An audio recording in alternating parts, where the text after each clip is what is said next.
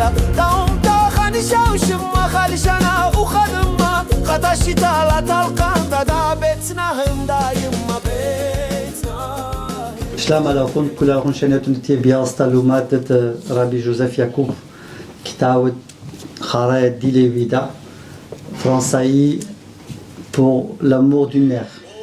سورة ياميلا سب الخب دايما ربي جوزيف مش تبسيخه بيو فقط وخا مزودة زونة شتا ياتي دبس ضربت على لالان دا خزينة لالان مدها منن أنا جاني بارسوبايد قالك من يعني لبلي كونفرنسات ربي جوزيف يعقوب شنو تتيا bienvenue madame Claire طالما ماركيتا خوري بيرجان أو introduction وباقي ربي جوزيف شكاو دا introduction. Bonsoir à tous. J'aimerais saluer spécialement la présence de François Pipponi et notre ami FX, François Xavier, que vous connaissez tous. Il a été aux côtés de François pendant des longues années. Spécialement, oui, Claire et Joseph, comme toujours. D'habitude, nous commençons par une introduction dans ce genre de conférence. Mais cette introduction n'aura malheureusement pas lieu. Ne sera pas faite par nous plutôt. Elle aura lieu. C'est tout en l'honneur de Pascal Maguissian, qui a œuvré beaucoup, qui a travaillé avec Joseph, qui a coécrit ce livre pour l'amour d'une mère. Et je pense qu'il n'y aura aucune personne parmi nous qui pourra présenter Joseph et ce livre que Pascal Maguissian. Pascal Maguissian, que vous connaissez certains d'entre vous, il nous a aidé à ramener le groupe Kinnara, les 40 personnes qui sont venues d'Irak, chanter l'année dernière, en octobre dernier, à Ardeville, à la salle Aznavour. Moi, sincèrement, je pensais connaître Joseph, je le connais, je l'ai connu par Dreis, Petrus Karatay, notre tonton à nous tous, en 1986. Et depuis 39 ans, je pensais le bien connaître, mais après avoir lu son livre, je pense l'avoir connu qu'à moitié. Donc à travers ce livre que j'ai lu, et quand on commence, on n'a pas envie de s'arrêter. On a vraiment envie d'aller jusqu'au bout et à lire et découvrir sa vie, qui est un peu aussi liée à chaque fois. Il nous ramène vers l'histoire de notre peuple au Moyen-Orient. Donc on va laisser Pascal Maguissian, à travers une vidéo, à faire cette introduction. Et je pense qu'il le mérite, il ne pouvait pas être là. C'est une projection, c'est une vidéo qu'on a repris de la même conférence de Bruxelles, mais c'est la même chose. Donc on a laissé tel que, on n'a pas changé. Merci. Pshanat el Romrene Joseph, Pshanat el Claire, je devrais apprendre maintenant l'araméen depuis des années. Merci, c'est vraiment un plaisir à chaque fois de vous recevoir parmi nous. Rabbi Joseph n'a pas été d'attler un petit khabra. Juste bien. Oui, mon. Merci, Shimon Islam Alouchan. Am Iqari Khoubi.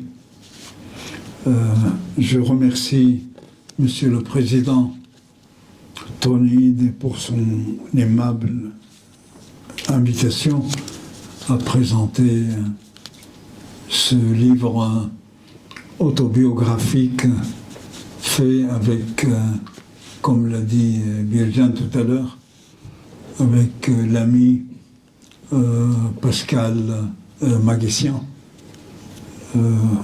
Pascal, on se connaît depuis très très longtemps.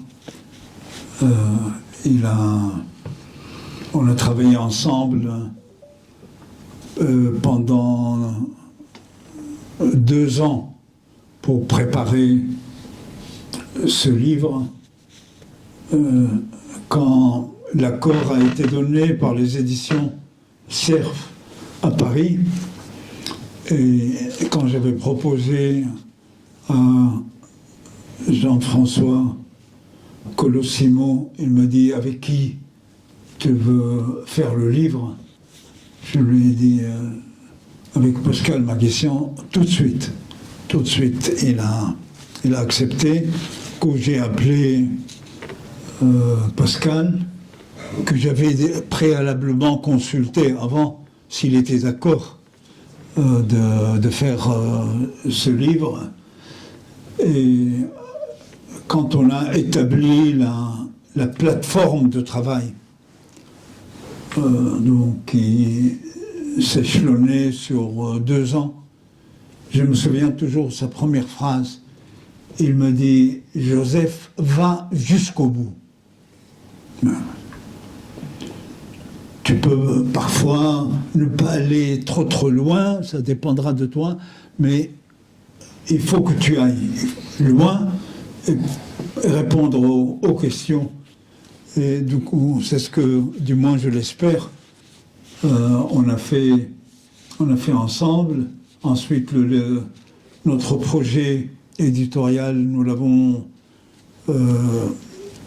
soumis à l'éditeur, qui, après l'avoir lu, ils ont donné de nouveau leur accord. Et voilà, le livre est sorti fin mai dernier, comme je le dirai tout à l'heure, et surtout en répondant à vos questions. J'essaye de répondre à 4 questions. 4 questions.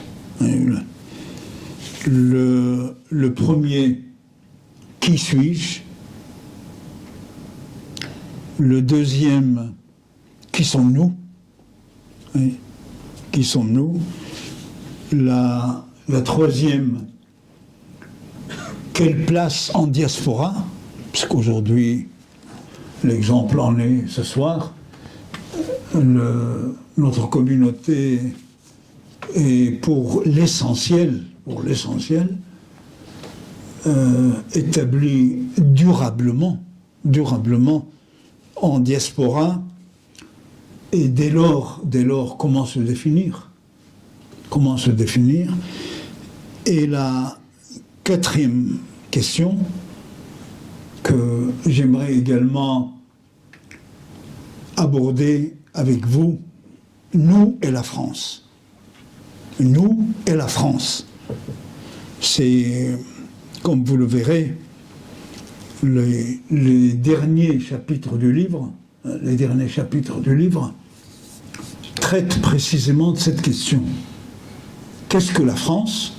Et qu'est-ce que la France pour moi? Qu'est-ce que la France pour les Assyro-Chaldéens? Et devant cette diversité de plus en plus grande que vit la France, comment se positionner? Alors, je propose quelques solutions dans le livre, et en continuité de ce livre, je fais référence à des auteurs assyro-chaldéens qui ont écrit principalement dans 2 domaines: la philosophie et la théologie, des auteurs dont les premiers remontent au 5e siècle, très très loin de la France. Je prends ces auteurs qui ont écrit, comme je l'ai dit, en philosophie et en théologie, et je les transpose en politique, je les transpose dans le domaine politique, et je dis ce que ces auteurs peuvent aujourd'hui nous aider et en l'occurrence aider la France pour résoudre cette question de la diversité et de l'unité. Voilà quelques... On va lancer la vidéo. Voilà. Merci, professeur. Donc, comme il a dit Bijan, on a une vidéo. On va lancer la vidéo et après, on laissera la parole à professeur. L'assistant John David, tu nous éteins les lumières? Peut-être. Vas-y. Tu peux passer par là.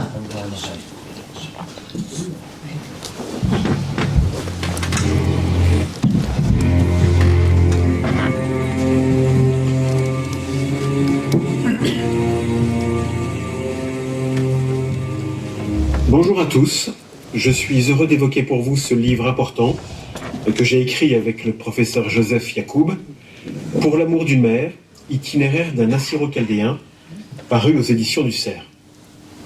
J'ai connu Joseph Yacoub à Lyon dans le milieu des années 1980. Il était déjà professeur à l'Université catholique de Lyon. Je devais avoir 17 ans, je n'étais pas étudiant, mais j'étais membre d'un groupe de jeunes lyonnais investi dans la reconnaissance du génocide des Arméniens. Je me suis immédiatement intéressé à la question simultanée du génocide des Assyro-Chaldéens syriaques, que seul Joseph Yacoub était capable d'expliquer et de documenter. Je lisais ses articles de presse, j'assistais à ses conférences publiques, j'étais sidéré par l'étendue de ses connaissances, sa science, autant que sa conscience et sa narration unique.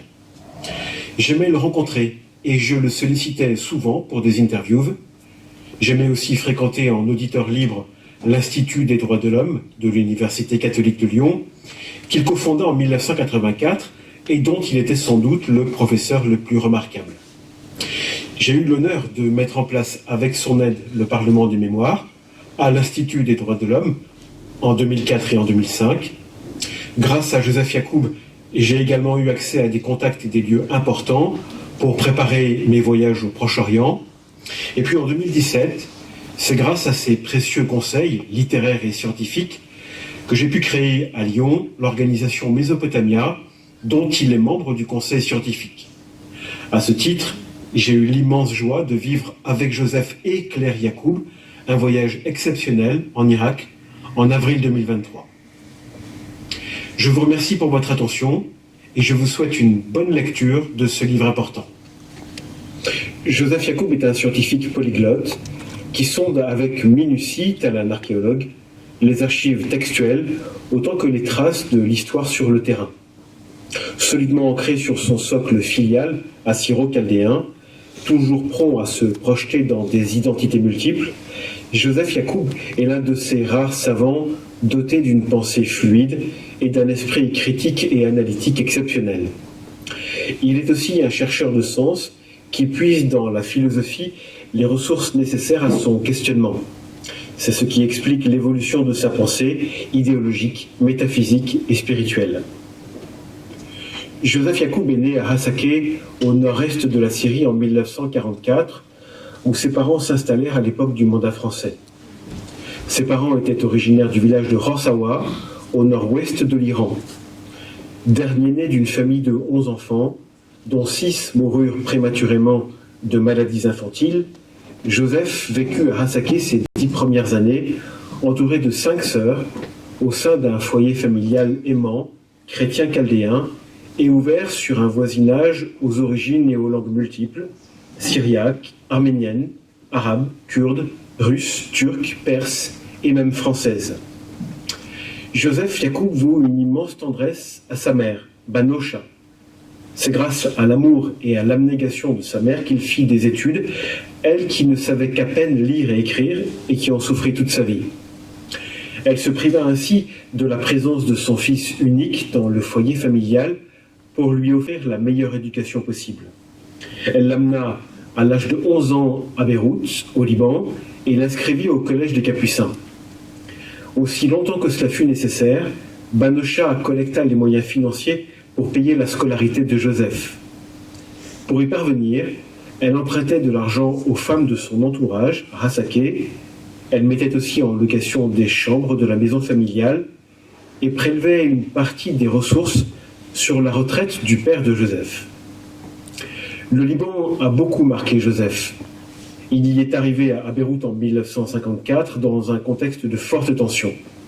Le Liban était déjà traversé par des courants identitaires et politiques antagonistes qui n'ont jamais cessé de croître. Il fit à Beyrouth toute sa scolarité, du collège à l'université. Initialement, Joseph se destinait à la sociologie qu'il étudia à l'université libanaise. Sans pour autant être né au Liban, Joseph se considère pleinement libanais. Aujourd'hui, il estime que l'avenir de ce pays est lié au maintien de sa présence chrétienne et notamment des maronites, de leurs universités, de leurs écoles, de leurs hôpitaux, de leur conscience nationale et bien sûr de la capacité d'entente entre les communautés sans distinction confessionnelle et identitaire. Arrivé en France en 1969, à l'âge de 25 ans, Joseph Yacoub poursuivit ses études à l'université Lyon 2.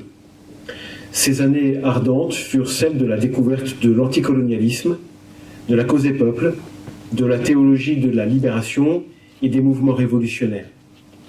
Joseph soutenait tous ces combats, et notamment la cause palestinienne. Par sa nature altruiste, autant que par son éducation universaliste, Joseph Yacoub a épousé l'identité française comme il a épousé l'identité libanaise.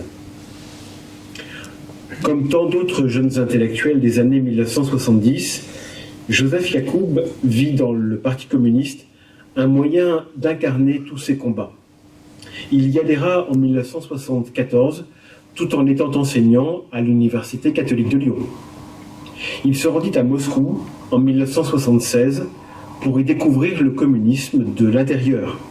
Et c'est à Moscou qu'il ressentit une grande tristesse de la population, ainsi qu'une immense chape de plomb étouffante. Il y déplorait notamment l'absence d'une presse libre, cette presse dont il s'abreuvait tant en France. Il revint donc désabusé en France, à Lyon, et quitta le Parti communiste. Cette décision provoqua chez Joseph Yacoub une remise en cause profonde, au cours de laquelle il redécouvrit sa foi chrétienne et se plongea dans son identité assyro-chaldéenne, laquelle, à cette époque, était une identité muette, sans défenseur ni chercheur. Joseph Yacoub y consacra sa thèse, qu'il soutint en 1984, puis toute sa vie de chercheur et de professeur à l'Université catholique de Lyon et son Institut des droits de l'homme. Dès la publication de sa thèse, Joseph Yacoub fut invité dans le monde entier pour y plaider la connaissance et la reconnaissance du génocide des Assyro-Chaldéens syriaques. En Europe, bien sûr, mais aussi aux États-Unis, au Canada et en Australie. En 1986, il se rendit à Chicago et en Californie pour une série de conférences à l'occasion de la publication en anglais de son livre The Assyrian Question, qui était le résumé de sa thèse. Ce fut un moment très intense de la vie de Joseph. 40 ans après sa thèse, Joseph Yacoub connut un autre moment d'une très vive intensité. Le vote de reconnaissance par la France du génocide des Assyro-Chaldéens syriaques au Sénat le 8 février 2023, puis à l'Assemblée nationale le 29 avril 2024. On peut y voir un véritable accomplissement du travail académique de Joseph, même si ce n'est pas un aboutissement.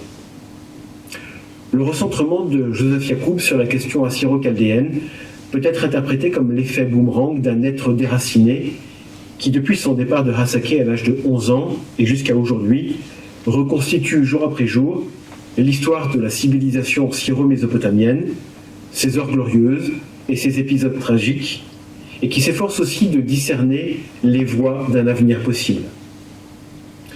Le fait d'appartenir à un peuple sans État a rendu Joseph Yacoub sensible au peuple privé de cadre juridique.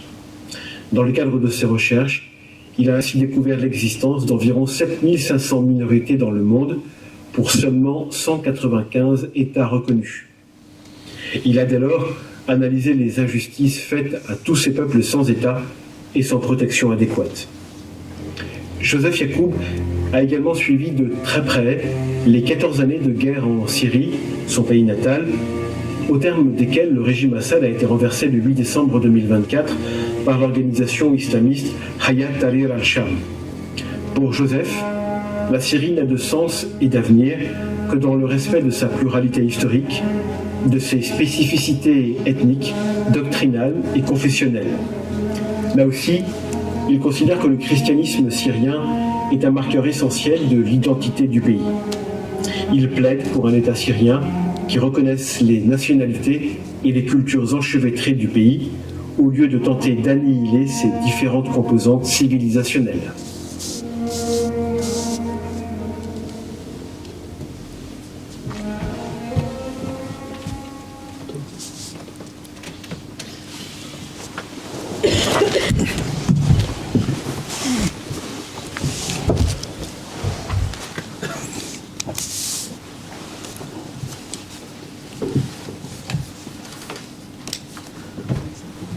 Professeur, la parole est à vous. On a vu une très jolie vidéo qui a été faite par notre ami Naïl Betkene qui illustre tout le travail de votre parcours.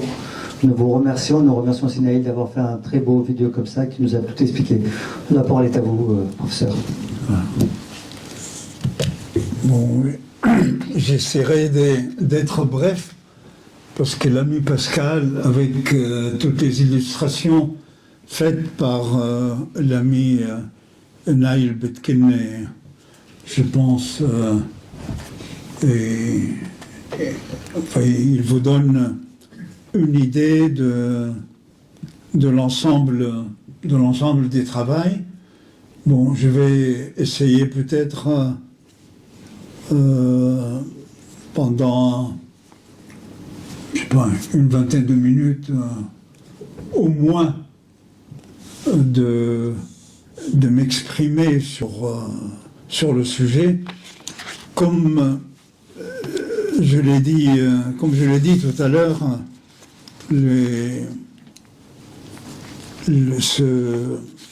ce livre retrace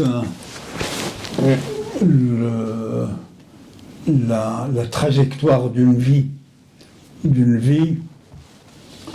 et où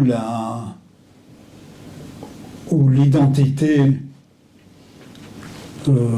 assyro-chaldéenne syriaque est au cœur de la question. Hein.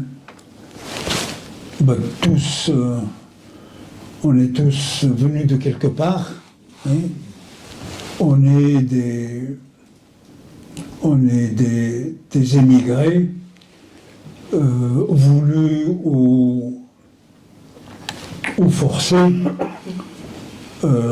C'est ce qui est le cas de la famille à laquelle j'appartiens, comme l'a très bien dit Pascal. Le point de départ était l'Iran, et qu'en Iran, il y a des communautés assyro-chaldéennes depuis 2000 ans. De l'Iran, vu les vicissitudes de l'histoire et les avatars de la politique, et principalement la tragédie génocidaire et ethnocidaire, ils ont quitté leur foyer ancestral et ont fui en direction du Caucase. Certains se sont installés en Géorgie, ce qui est le cas de ma famille. D'autres en Arménie. Et voilà, ils se retrouvent après en Syrie, dans les années 1920, oui, dans une région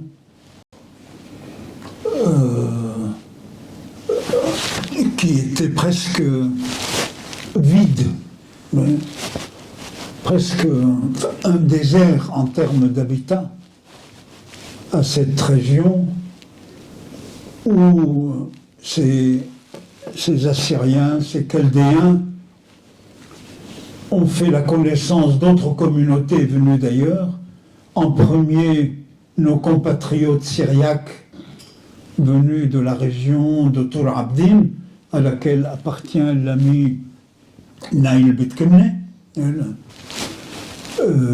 les Arméniens, et ensuite il y a les Assyriens du Hakkari qui arrivent chassés d'Irak alors qu'ils avaient déjà été chassés du Hakkari. C'est d'Irak, du Hakkari. Ils se réfugient sous la protection des Anglais en Irak, et l'Irak ne voulant plus d'eux en 1933, à la suite de massacres dans cette région, ils viennent se réfugier en Syrie, autour du fleuve le Khabour. Ben voilà les communautés parmi lesquelles moi j'ai vécu, oui, et qui m'ont très marqué. Et d'où la question qui émerge: qui sommes-nous, d'où venons-nous, pourquoi cette histoire, pourquoi ce passé? Donc c'est une histoire qui m'a beaucoup marqué. Et de cette région, de la Désirée, de Hassaké. Ensuite, ce fut le Liban, hein, comme a très bien été dit, au Liban, où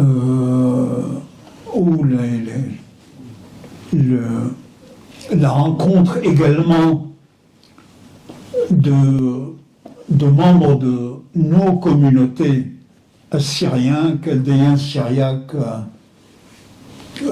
qui sont nombreuses dans ce pays, et la communauté maronite. Je sais que dans quelques jours, vous faites une visite au monastère Saint-Charbel, à Villiers-de-Marne, je crois, à 40 km d'ici à peu près, si je ne me trompe pas. Je parle sous votre contrôle.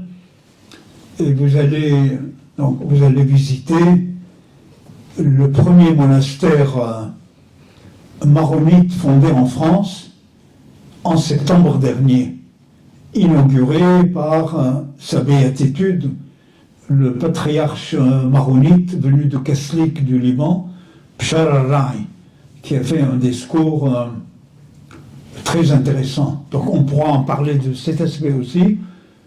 C'est parce que nous, les Assyro-Chaldéens, Syriaques et les Maronites, nous avons des liens très étroits ensemble, très étroits, qui ne sont pas toujours mis en valeur. Mais avec votre permission, j'en parlerai immédiatement après avoir fini le parcours. Et le Liban a été pour beaucoup dans ma formation. C'est vrai que je suis né en Syrie, parce qu'elle me disait, tu te sens syrien? Je ne pouvais pas lui répondre directement, ni oui, ni non. Par contre, quand il m'a posé la question, comment tu te situes par rapport au Liban? Or, je ne suis pas né au Liban, mais le Liban m'a beaucoup apporté en matière de liberté d'expression déjà, avant la France. Déjà, la liberté. Et c'est le Liban qui m'a formé. Et le rôle des Maronites, dont on parlera tout à l'heure, et de Saint-Charbel et du monastère, leur monastère, a été quelque chose de déterminant, qui continue toujours, puisque je vis toujours au Liban, invité dans les universités, surtout les universités maronites, pour parler du syriaque, parce que les Maronites sont parmi les grands porteurs du syriaque plus que nous. Plus que nous. J'en parlerai tout à l'heure, avec votre permission. Après, ça a été la France. On a vu les différents épisodes de mon évolution en France. Et la question de l'identité s'est posée surtout en France. Pas moi. Pourtant, en France. Pourquoi en France? Pourquoi en France, pays de liberté, d'égalité, de fraternité, qui reconnaît, sans toujours demander d'où tu viens, mais de fait, il nous interroge d'où on vient. Par l'attitude de la société d'abord, la puissance de sa civilisation, de sa culture, de sa place, elle nous interroge, qu'on le veuille ou non, mais qui suis-je par rapport à ça? Première question. Qui suis-je? Et j'imagine chacun de vous, en faisant un tour de la table, aura des choses à dire, et moi je peux beaucoup dire, et surtout avec les liens que j'ai eus avec les Assyro-Chaldéens, en commençant par l'ami Petros Karatai, que citait l'ami Birjan tout à l'heure, et je rencontrais les familles et leurs enfants qui allaient à l'école. D'où tu viens? On demandait aux gens, d'où tu viens? Qui tu es? Tu es turc? Non. Tu es syrien? Non. Tu es irakien? Non. Mais qui tu es? Tu viens quand même de Turquie, tu es turc? Ah non, madame, je ne suis pas turc. Mais qui tu es? Alors il demandait à ses parents. Et les parents commençaient à se poser des questions. Et tout ça, c'est le produit d'une société de type universel, c'est paradoxal. Et qui est la France? Qui est la France? Qui est la France? Donc, la question m'a interpellé.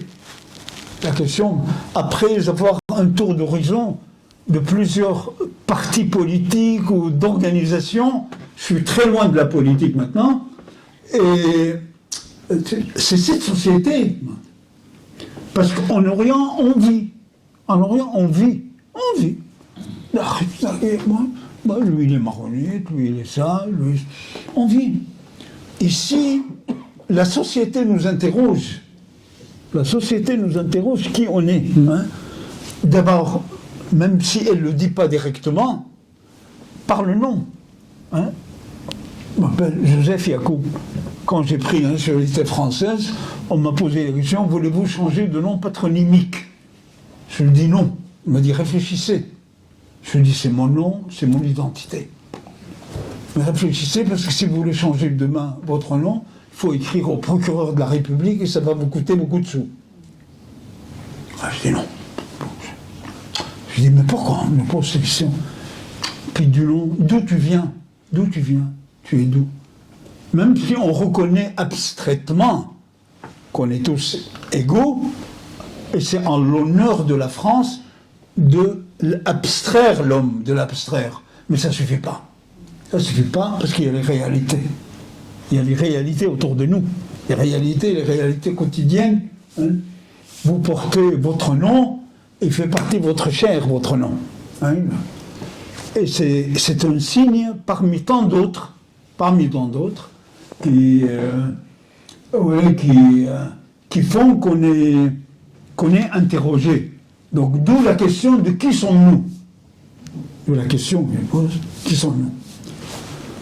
Après, une autre question se pose, mais mon identité c'est quoi? Et qu'est-ce qu'elle contient? Mon identité c'est quoi? Et qu'est-ce qu'elle contient?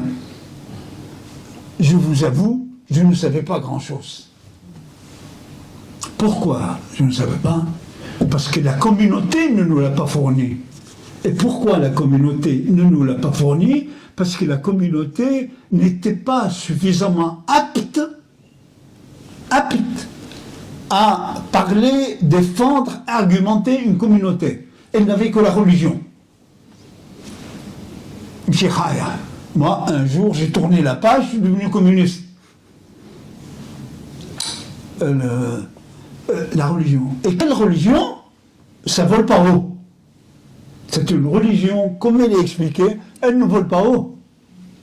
Or, tous ces défis m'ont amené à travailler la question.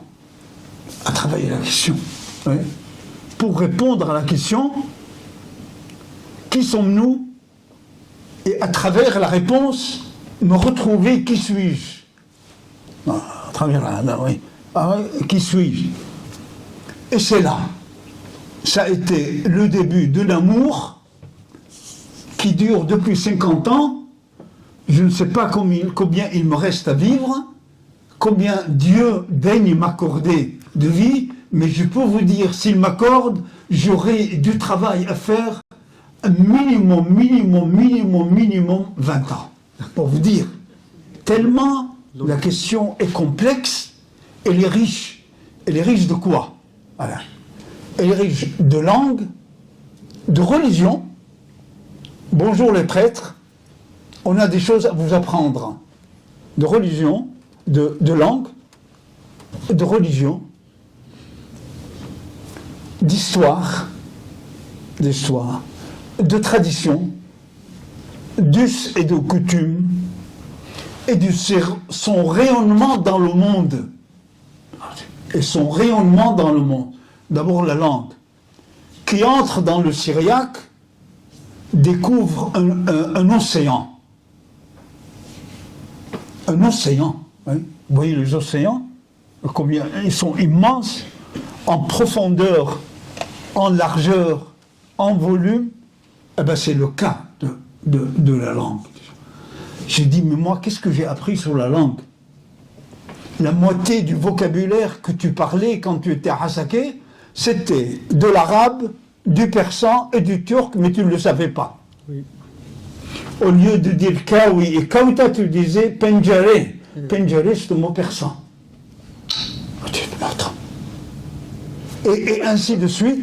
Et je suis arrivé au résultat que même ce dialecte que je parle, et à plus de moitié du dialecte, il n'est pas syriaque. Plus de moitié. Honte à cette langue qui arrive à ce niveau et que les responsables ne les réveillent pas. Les responsables ne les réveillent pas. Hein. Ils veulent qu'ils restent dans cet état. Et là, je dis responsables, c'est-à-dire les politiques et les religieux. Et puis principalement parce qu'ils ignorent de quoi il s'agit. Ils ignorent la religion. La religion. Quand on étudie le passé, l'histoire de la religion syriaque assyro-chaldéenne, on l'étudie.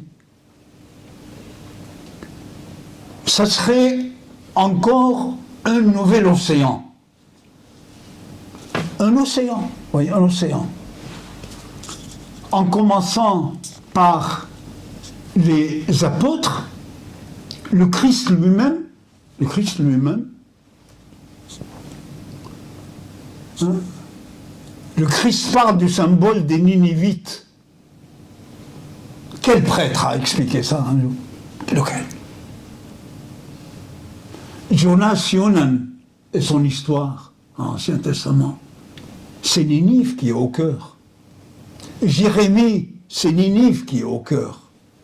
Qui a expliqué ça? En dehors de phrases toutes faites religieuses qui n'ont pas de fondement.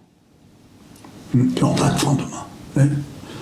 Prenez Paul et les voyages de Paul. Il a voyagé où? Il a voyagé en sortant de Jérusalem. Il ne vient pas en Occident. Or, dans les manuels scolaires ici en Occident, ce qui intéresse dans le christianisme, c'est qu'il est venu en Occident.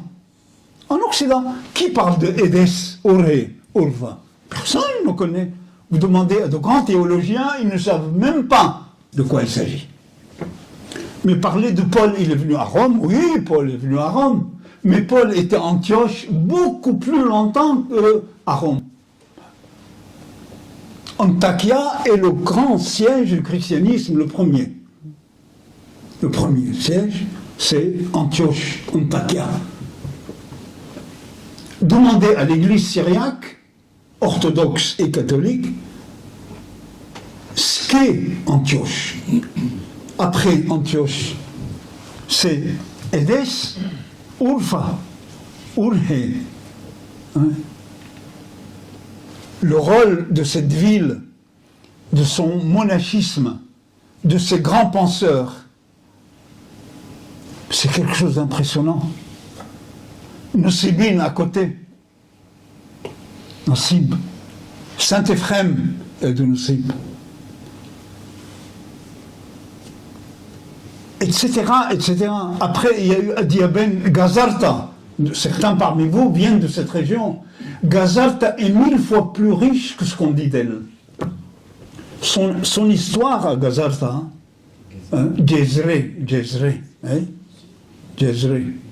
son histoire est impressionnante de culture. Les premiers évêques qui partaient en Chine, en Inde, qui ont évangélisé suite à saint Thomas, Mariaco, il était évêque d'Inde, venu justement de Ghazarta, Jezre, de 1503 à 1550. Qui le sait? Qui l'a étudié? Hein? Oui. On peut ainsi multiplier les exemples. Hadiaben en Irak.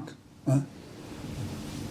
Etc. Et puis après, il y a toute la littérature, la pensée qui va autour d'hommes et de femmes.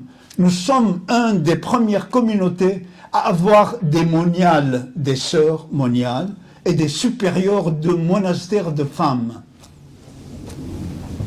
Pendant que l'Europe avait un autre regard sur la femme. Hein? Un autre regard sur la femme. Le premier cénobitisme dans le christianisme, l'érémitisme, ceux qui vivaient ensemble et ceux qui vivaient isolés. Allez voir tous ces monastères. Hein, Rabban Hormuz. Mais on a le vertige quand on le voit, ce monastère.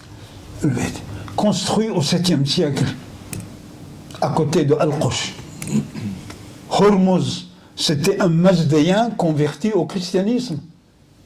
Un Mazdéen converti au christianisme.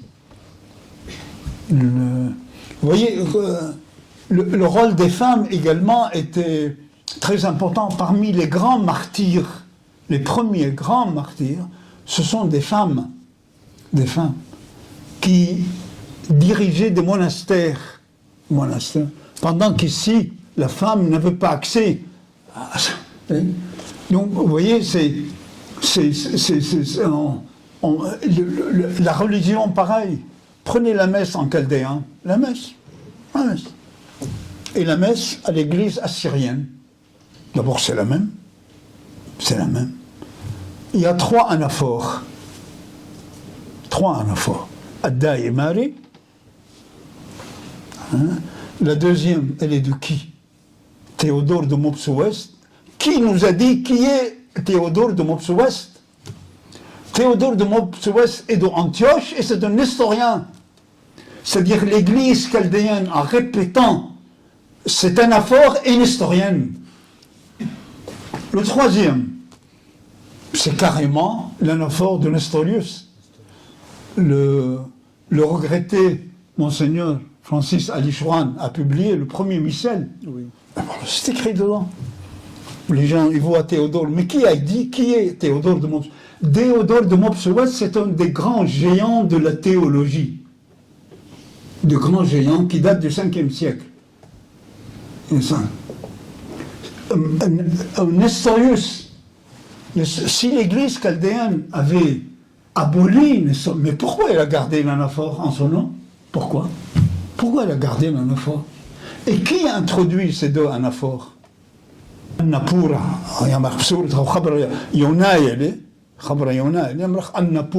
Annapura Dayumari, Annapura Théodorus al-Bassisi et Annapura de Mar Nestorius, c'est-à-dire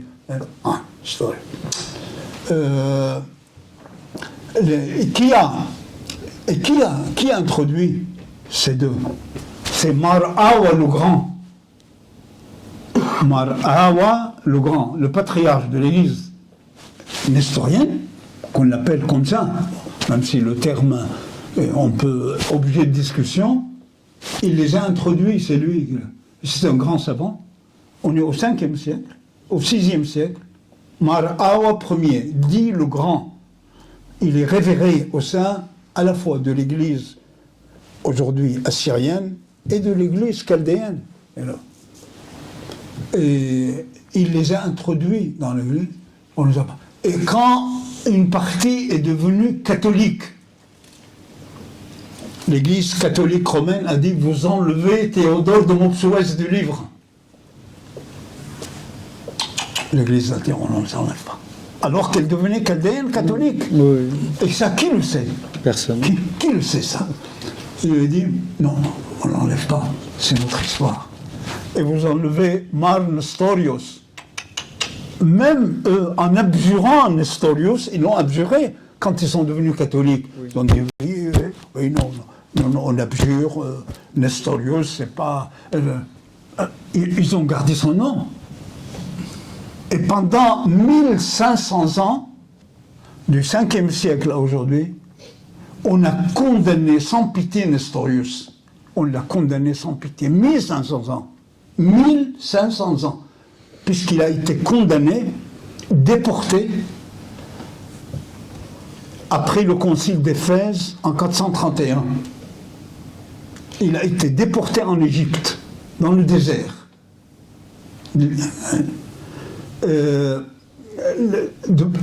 Pendant 1500 ans, on a dit maudit Nestorius.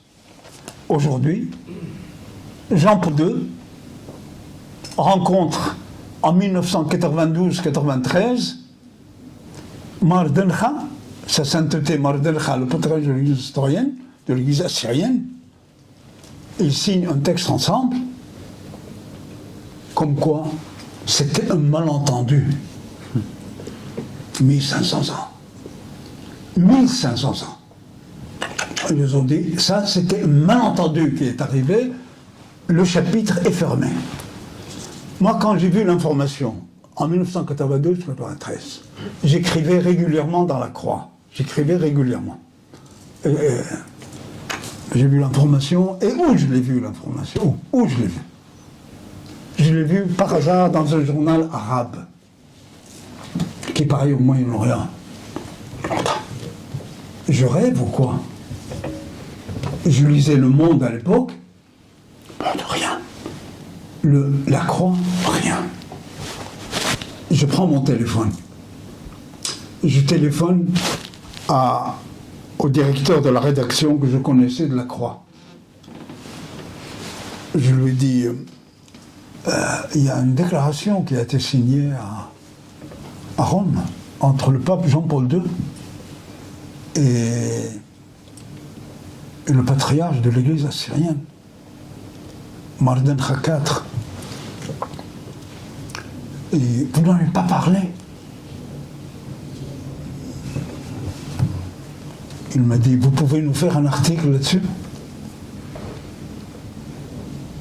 Alors que j'avais besoin des textes. J'ai téléphoné à l'évêché à Lyon. Téléphoné. Je voulais le texte pour le commenter. Et le texte était paru dans le quotidien romain, le quotidien du Vatican, qui paraît en plusieurs langues, dont le français, Osservatore Romano, qui paraît toutes les semaines. Je lui dis, est-ce que vous recevez le Osservatore Romano? Elle m'a dit, oui, bien sûr, M. Jacob. Je lui dis, est-ce que je peux venir le consulter? Il me dit, si, ben, bien sûr. Du coup, ils m'ont accueilli, j'ai été à l'évêché, à Lyon. Et oui, j'ai tout un dossier que j'ai gardé depuis. Et donc, il fallait que j'ai pris le texte, et les photos où Mardencha et Jean-Paul II sont en train de signer la déclaration. C'était un événement international. Un événement international. Et j'ai fait un article, je l'ai envoyé à la Croix, ils l'ont publié rapidement. Je reconnais, donc... Mais si cet événement était entre catholiques et protestants ici, qu'est-ce qu'on n'aurait pas dit? Mais comme par hasard, c'est entre Rome. Rome fait son travail, mais les autres ne font pas leur travail. Et avec des chrétiens orientaux, j'ai dit, si j'étais avec les protestants, qu'est-ce que vous n'auriez pas dit? Mais comme par hasard. Hein, et ça, c'est... donc, on a tourné une page 1500 ans après. Le retard que j'ai mis, même si c'est 1500 ans, c'est dire voyez à quel point cette histoire, elle est riche. On peut ainsi multiplier les exemples, vous voyez, de cette richesse. Prenez Saint Éphrem. Saint Éphrem, il est docteur de l'Église universelle. Il est docteur, c'est le premier oriental devenu docteur de l'Église universelle. Mais pourquoi on ne nous les explique pas? Hein? Certainement parce que beaucoup ignorent. Hein? Beaucoup ignorent. Et c'est Isaac de Ninive, Ishaq Nenouaya, vous connaissez certainement son nom. Ishaq Nenouaya, c'est un père de l'Église universelle. Bien qu'il était l'historien, il est pourtant un des pères les plus vénérés de l'Église orthodoxe slave, plus vénéré. C'est Ishaq Nenouaya. Il était de Qatar, il était arabe d'origine. Il était de Qatar. L'émirat de Qatar. Oui. Il était de là-bas. Après, le patriarche le remarque. Il était en visite là-bas. Il dit, ça c'est quelqu'un. Il le fait venir à Nénévé, d'où le nom d'Isaac de Ninive. Mais il n'était pas de Ninive. Et il le nomme évêque. 2 mois après, Ishaq Nenouaya disait, moi ça c'est pas mon affaire, ça, évêque. Et lui, il était dans la contemplation. Et il envoie une lettre à son patriarche. Et il lui dit au revoir. Et il va se retirer dans les montagnes du nord de l'Irak, dans les montagnes. Et c'est là qu'il produit une œuvre avec rien dans les mains. Et qui est aujourd'hui une référence mondiale. Et récemment, le pape François, avant sa mort, rencontre Mardin III, le patriarche actuel, et il a déclaré Ishaq Nenouaya, membre du martyrologe catholique. Qui le sait? Ishaq Nenouaya fait partie du martyrologe catholique maintenant. Il est parmi les saints qui sont cités. Ishaq Nenouaya. Alors que Ishaq Nenouaya était un historien. Je veux dire, il croyait, enfin c'est une autre théologie, etc. Et ça passe, ce sont des événements qui passent. Donc ce sont ces questions sur lesquelles moi je me suis penché et dont le résultat fut ce livre d'entretien. Bon, en 5 minutes, j'essaierai de vous dire 2 mots, peut-être par rapport à d'abord la reconnaissance du génocide. Vous voyez, grâce au travail de l'ASF, hein, grâce à votre travail, pas de l'ASF. Tony, l'ami Tony, Birjan, un travail grandiose, sans précédent, a été fait auprès des sénateurs et des députés de l'Assemblée nationale. Travail sans relâche. On a déjà vu une photo tout à l'heure avec l'ami François Pouponi, la conférence. C'était une des premières, je crois. 2015. Voilà, en 2015. Donc, vous voyez. Et ce travail, grâce à l'abnégation de l'ACF et de l'ensemble de la communauté assyro-chaldéenne et de son soutien, voilà, nous avons obtenu la reconnaissance du génocide en vertu de 2 résolutions. La première, celle du Sénat, en 2023, en février 2023, et ensuite on a été tous témoins ensemble lors du dîner annuel en avril 2024, je ne me trompe pas, 2024, et avec le soutien de l'association, j'ai pu écrire, mais il ne m'appartient pas ce livre. Ce livre, on l'a fait ensemble. On l'a fait surtout avec l'ami Tony Fidan et avec l'ami Birjan. Et il est dédié à l'association et à toute la communauté. La France et la reconnaissance du génocide assyro-chaldéen. Et à la fin du livre, on a reproduit la résolution du Sénat et la résolution de l'Assemblée nationale. Oui, et ce livre a vu le jour techniquement et financièrement grâce au travail de l'association. Et puis, pour terminer, un mot par rapport à ces liens avec les maronites.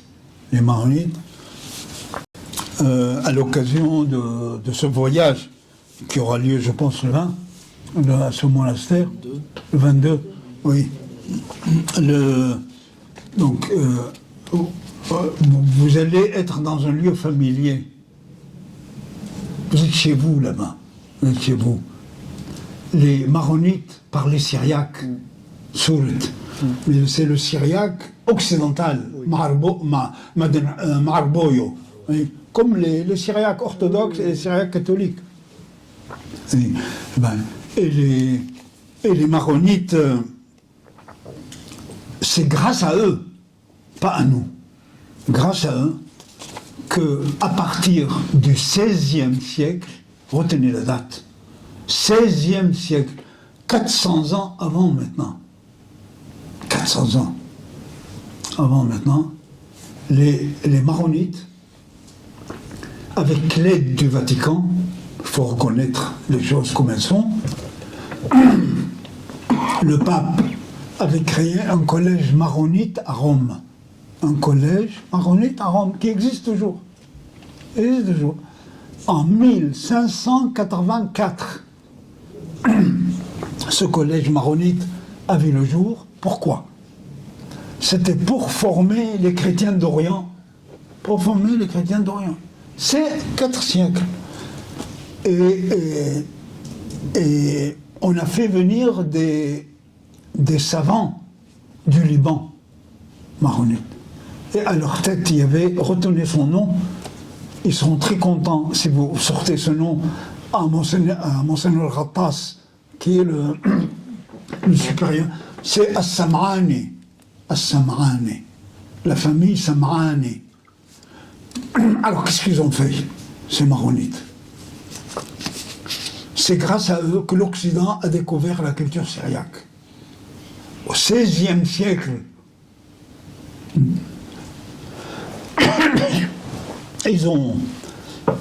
on a publié. Et Sam'ani, qu'est-ce qu'il publie? Sam'ani, qu'est-ce qu'il publie? Les 2 tiers, c'est les textes de l'Église nestorienne. Les 2 tiers, c'est les textes de l'Église nestorienne. Mar Odish Tsoua, Ebed Jésus de Nosib. Théodore de Mopsuest. Il publie toute la littérature. Il la publie, et comme c'était des savants, ils l'ont traduit en latin. Et le collège de certains enseignaient au Collège de France à Paris, parce que François Ier venait de créer, il ne s'appelait pas exactement Collège de France, il s'appelait le Collège Royal, parce que c'était la royauté à l'époque. On a enseigné, qui le sait?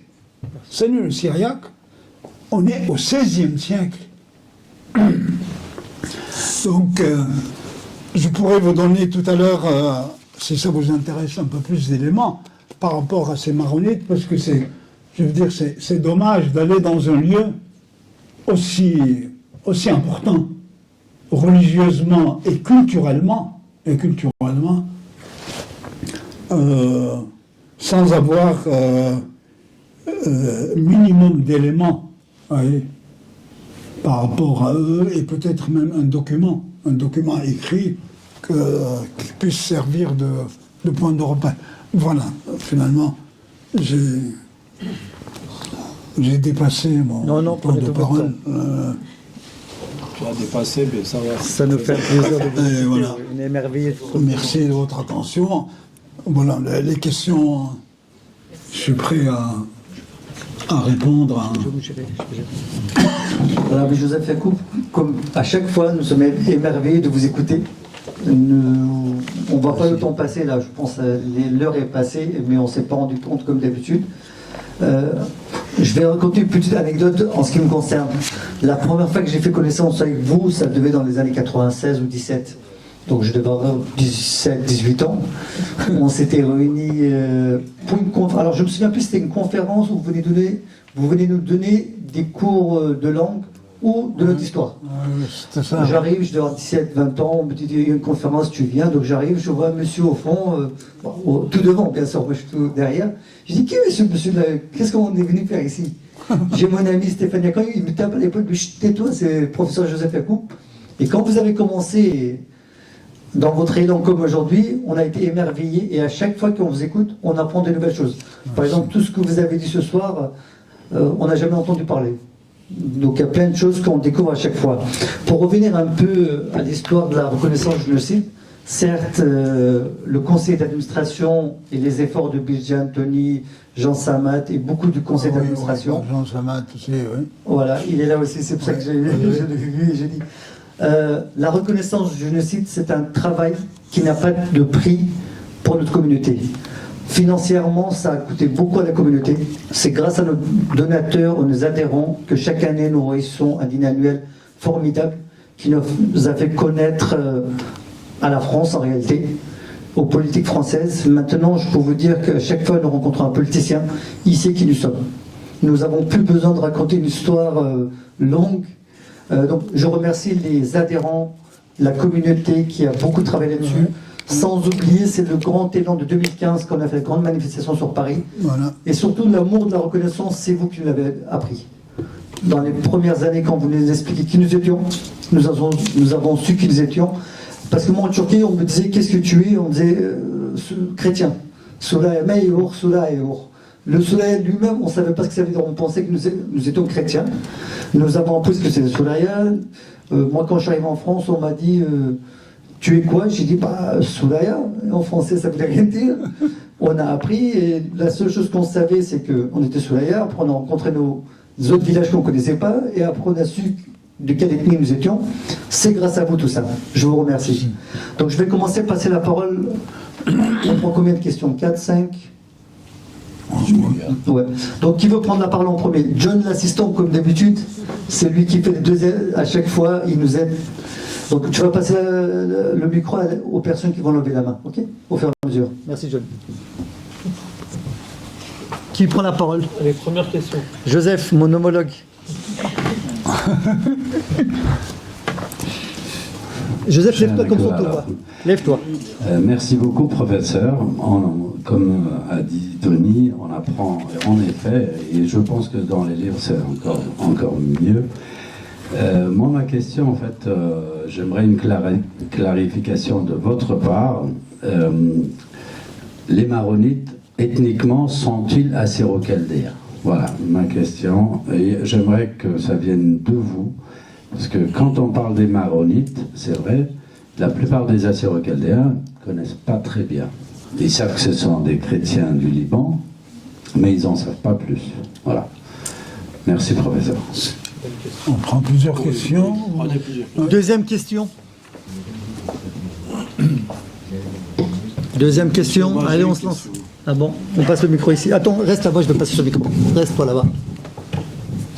Joseph, tu as parlé beaucoup de notre Église jusqu'au 5e siècle, mais nous avons été chrétiens bien avant.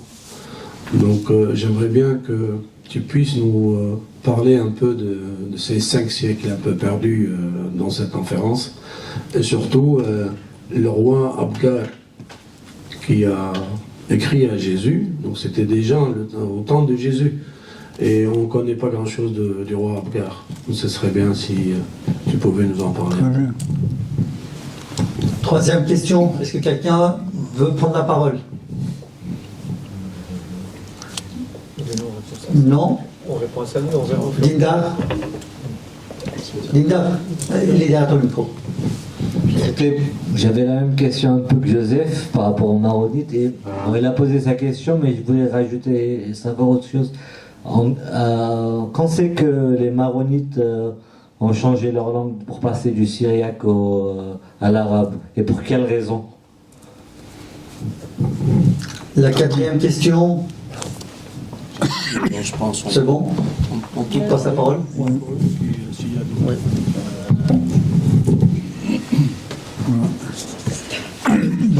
Oui, les deux questions, oui, vont ensemble. Concernant les maronites, les maronites d'une manière générale. Le mot maronite, d'où vient le nom maronite? Maronite vient de maroun. Maroun. L'étymologie c'est mar. Mar. Hein, on dit. Maroun, c'est un ermite syrien. Un ermite syrien. Hein, qui a vécu au 6e siècle, au 5e siècle, qui a vécu. Hein, dans un monastère vers la ville de Apamia en Syrie, hein, et qui crée une communauté religieuse. C'était un moine, et parlons brièvement, parce qu'on ne peut pas entrer trop dans les détails, pour schématiser, cette communauté voit le jour. Plus tard, on l'appellera maronite. Maronite, c'est-à-dire les adeptes de Mar Maroun. De Mar Maroun. On n'est pas au Liban, on est en Syrie, hein, au départ. Hein. Cette communauté commence à se structurer. Nous avons des documents qui attestent de l'existence de Mar Maroun. On a Jean Chrysostome, Yohanna Poumdawa, on appelle Psouret. Yohanna Poumdawa. Jean Chrysostome. Chrysostome, c'est grec. Lui, il n'était pas grec. Hein. Il était de Cappadoce. On retourne toujours au pays d'origine. Et Théodore de Mopsuest, qui était Théodoré de Mopsuest, Théodoré, c'est pas Théodore, hein, et qui était nestorien aussi, hein, qui atteste de Mar Maroun. Et de documents, j'ai eu l'occasion de les commenter, qui existent là-dessus. Après, les maronites ont eu des problèmes avec les Syriaques, liés au concile de l'Église. Je passe très vite là-dessus, parce que il y a eu des accrochages entre eux. Et ensuite, bref, ils sont venus se réfugier au Liban. Fuyant au départ, les Syriaques, il faut dire la vérité, hein, comme ça, parce que l'histoire, elle est très tortueuse, l'histoire. Oui. Personne n'est innocent dans ces histoires. Hein. Et fuyant ensuite les musulmans. Ils vont se réfugier dans la montagne libanaise. Dans la montagne libanaise. Là où vivait Sam'ani dont je parlais tout à l'heure. Hein. La vallée de Qadisha. Qadisha. On dit en arabe Qadisha. Qadisha, c'est Qudsha. Qudsha. Hein, ça, et c'est gardé en syriaque. Hein. Qadisha, on dit. Alors, et ils se réfugient dans la montagne. Et depuis, la communauté s'identifie au Liban. Et s'identifie au Liban, alors que la communauté maronite a des adeptes aujourd'hui, à l'heure où nous parlons, en Syrie. Il y a un évêque à Alep, il y a un évêque à Damas, c'est les maronites, qui se réclament de Saint-Maroun, de Mar Maroun. Donc, le Liban est leur... C'est eux qui ont fondé le Liban. L'État libanais, c'est grâce à eux. Beaucoup grâce à eux. Alors, les maronites, par rapport à leurs origines et à la langue, par rapport aux origines et à la langue. Vous savez, on entend depuis longtemps dans la littérature politique assyrienne, dans la littérature politique, que les maronites sont des Assyriens. Ouais. On entend. Moi, je ne partage pas cette analyse. Pourquoi? Pour des raisons historiques. Les maronites sont syriaques sûrs, ils disent qu'on est syriaque. Ils le disent. Vous allez au siège de Kerké. Kerké, c'est le siège du patriarche maronite, dans la montagne libanaise. On voyait Harissa tout à l'heure, Harissa, et c'est un peu plus haut. Vous regardez l'immeuble. Vous regardez. L'inscription, elle est en 3 langues. Elle est en syriaque, elle est en arabe, et elle est en latin. Vous regardez. Le syriaque fait partie des langues. Et le syriaque, en effet, était la langue du Liban, ou des maronites, jusqu'au XVIIe siècle. XVIIe siècle était la langue. Après, qu'est-ce qui s'est passé? Il y a eu la conquête arabe dans ces pays. Nous aussi, beaucoup ont été arabisés. Ils ont petit à petit obligé en même temps de s'arabiser en langue, sans perdre le syriaque.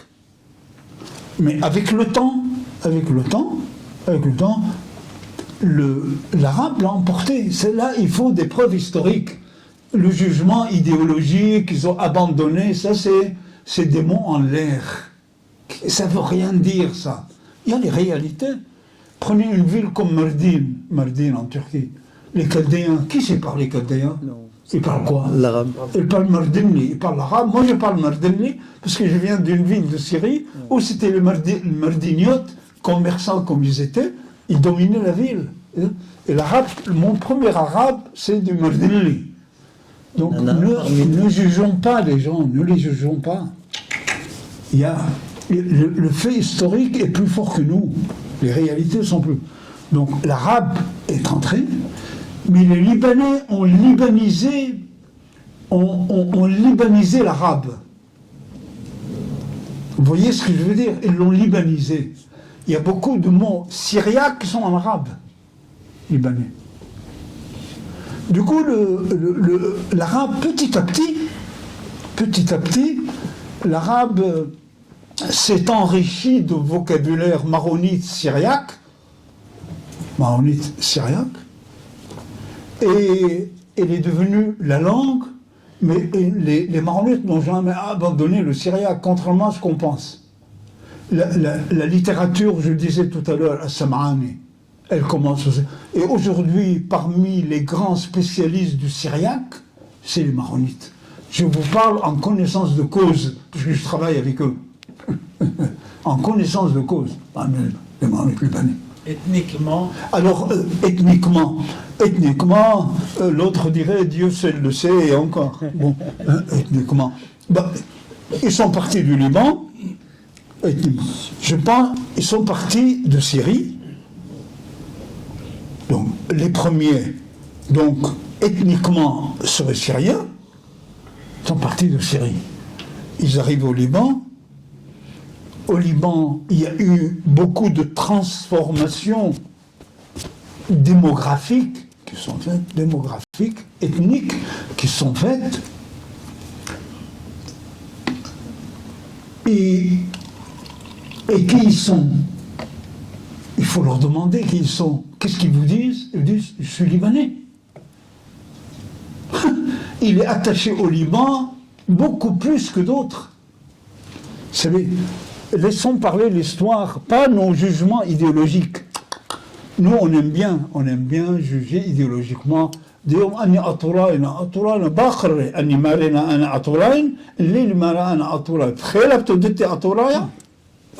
quand même, il faut être un peu raisonnable.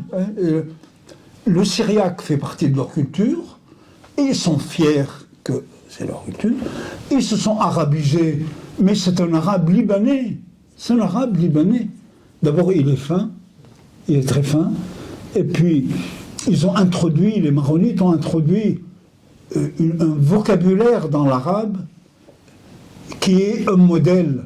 Nous, pour nous, les Libanais, le regretté Youssef Habbe, qui est mort sur les routes, pendant le blocus contre l'Irak, qui est un grand savant chaldéen, assyro-chaldéen.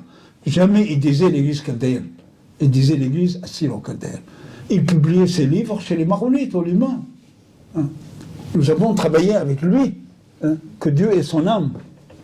C'est une grande perte, c'était un grand savant. C'est lui qui a commenté le livre d'Aïcher, Histoire de la Chaldée et de la Syrie. Et il disait, Joseph, il faut qu'on fasse une encyclopédie assyro-chaldéenne. Après, la mort nous l'a ravi, mais ces livres restent. Ils publient chez eux. Et beaucoup des prêtres chaldéens sont formés dans leur université au Liban. Beaucoup, dont l'université de Kaslik, à Jounieh, entre Beyrouth et Tripoli, où on a l'occasion avec Claire, aller plusieurs fois, où j'ai donné des conférences, où on travaille étroitement ensemble. Alors ils sont libanais puisqu'il dit qu'il est libanais.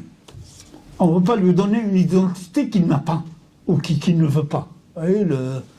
Et voilà quelques éléments concernant, je ne sais pas, Joseph, si ça répond à la question, mais on partage une culture ensemble, vous voyez. On partage une culture ensemble. Le syriaque. Le syriaque. S'ils ont apporté le syriaque au Liban, c'est qu'ils l'avaient déjà en eux. Ah ben bien sûr, ah bien sûr. Parce que, et là, ça permet, là, ce que Joseph vient de dire, rejoint la question de Birjan. Ce que Joseph vient de dire. Le syriaque est la composante fondamentale du Moyen-Orient. Le syriaque. La langue et la culture, c'est la composante fondamentale du Moyen-Orient. Hein. Alors, la Syrie, voilà, la Syrie. Ils sont venus de Syrie. En Syrie, ils parlaient syriaque. Mais après, nous, pourquoi on a adopté l'arabe? Et pourquoi? Vous venez de Turquie, vous êtes à l'abri de ça. Et nous, on a adopté l'arabe. Puis une grande partie de notre culture est en syriaque et en arabe. Et en arabe. Elle est en arabe. Donc, c'est-à-dire, cet arabe syriaque fait partie de nous. Je dis arabe syriaque. Mais ici, malheureusement, on dit, quand on dit arabe, on dit musulman. Ça, c'est archi faux. Historiquement, c'est archi faux, ça. La langue arabe existe avant l'islam. D'abord, la langue arabe existe avant l'islam. Elle était parlée avant l'islam, la langue arabe. Et l'islam a été marqué par le syriaque.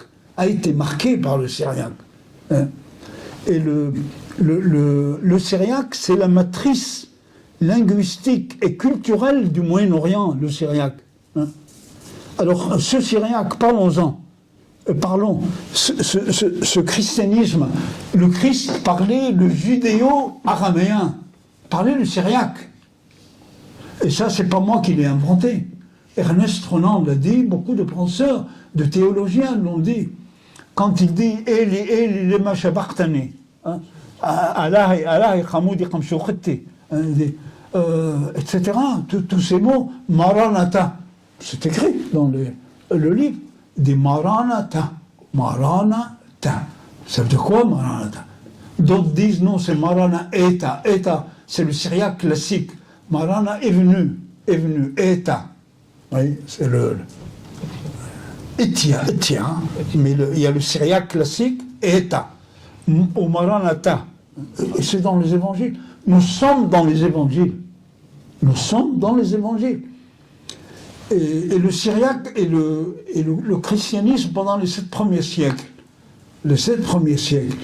Et qui explique aussi, Marmaroun, lui, il parlait syriaque. Il ne pouvait pas parler notre langue. C'est la langue du pays. Le grec, c'était fini. Au 7e siècle. C'était fini, le grec. Avant, quand le christianisme commence, je disais tout à l'heure, il part de Jérusalem, mais après Jérusalem, c'est son berceau. Il vient à Antioche. C'est à Antioche qu'ils prennent le nom de chrétien. C'est dit dans les textes. le premier grand martyr, c'est un Syriaque, Ignatios d'Antioche, qui est le père fondateur de l'église syriaque. Et pourquoi les Syriaques, quand il devient un patriarche, il devient toujours Ignatios devant son nom. Ça veut dire quoi, Ignatios? C'est ce premier martyr. C'est ce premier Ignatios. Et il faut le lire. Il a laissé beaucoup de lettres avant de mourir. Il a été massacré à Rome. Ils l'ont pris d'Antioche. Et en cours de route, il a envoyé des lettres. Des lettres. Et puis, l'école d'Antioche. L'Antioche, c'est... Après, d'Antioche, on continue. Et Édesse. Alors, Édesse, qu'est-ce qu'il y avait, hein? Qu'est-ce qu'il y avait à Édesse? Édesse, c'est Urhe, en sourd. Hein? Il y a les chansons. Hein? Urhe. Hein? C'est... En arabe, on dit Urfa. En turc, c'est le terme de Urfa. Et dans cette ville, il y avait un royaume syriaque. Un royaume syriaque qui a commencé avant le christianisme, 2 siècles avant. Le royaume d'Édesse. Édesse, pourquoi on dit Édesse? Parce que c'est les Grecs qui dominaient après. Vous voyez, chaque dominant, il marque son territoire. C'est comme les chiens. Hein? Il marque son territoire. Il ne passe pas inaperçu. Il change le nom des villes partout dans le monde. Partout dans le monde, c'est une règle.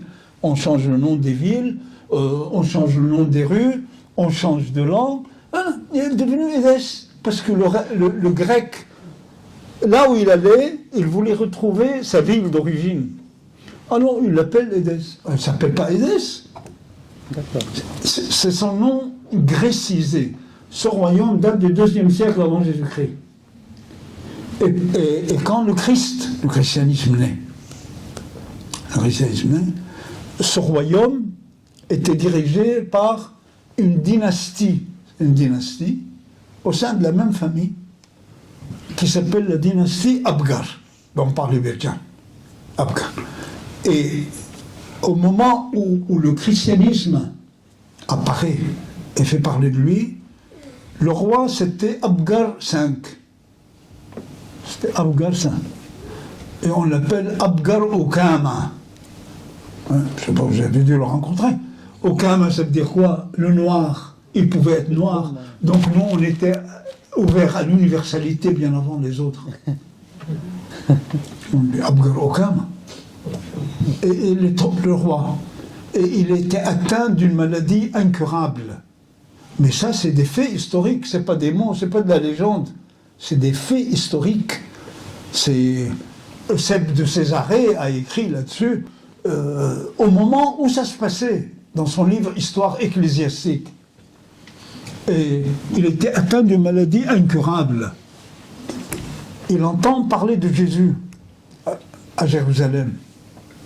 Donc on est au cœur du départ, le point de départ du christianisme.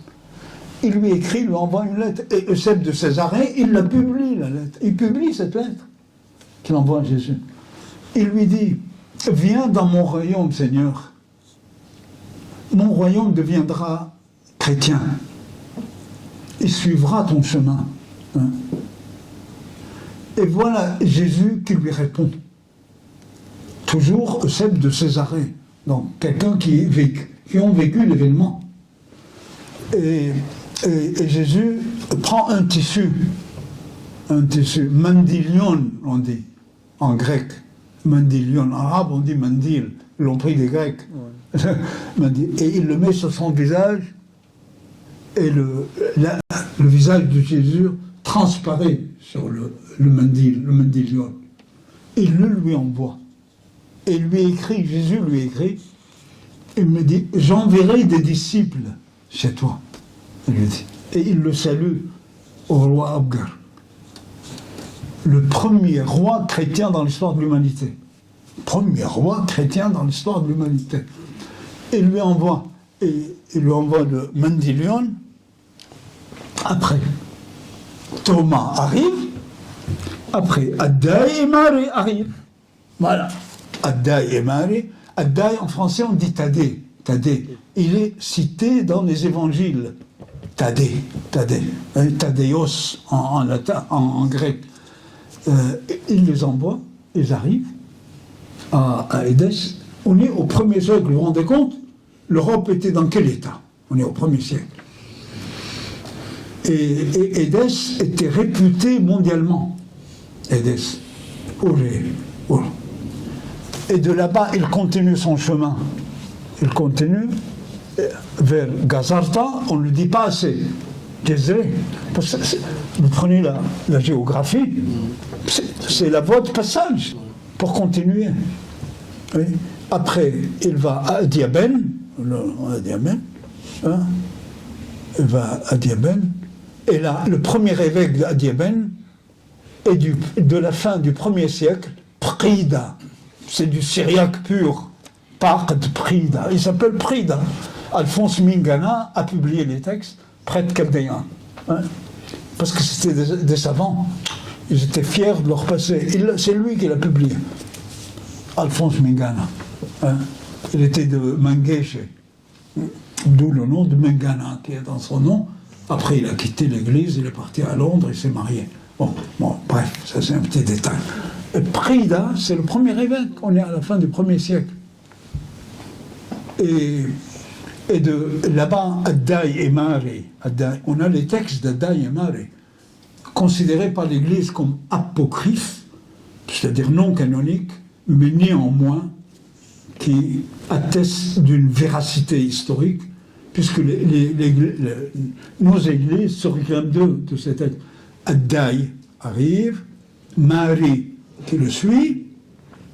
Paul Béjan a publié les textes de Mari. Il les a publiés, les textes, et ben voilà, on est au 1er siècle, oui, c'est-à-dire on est au point de départ du message, Vous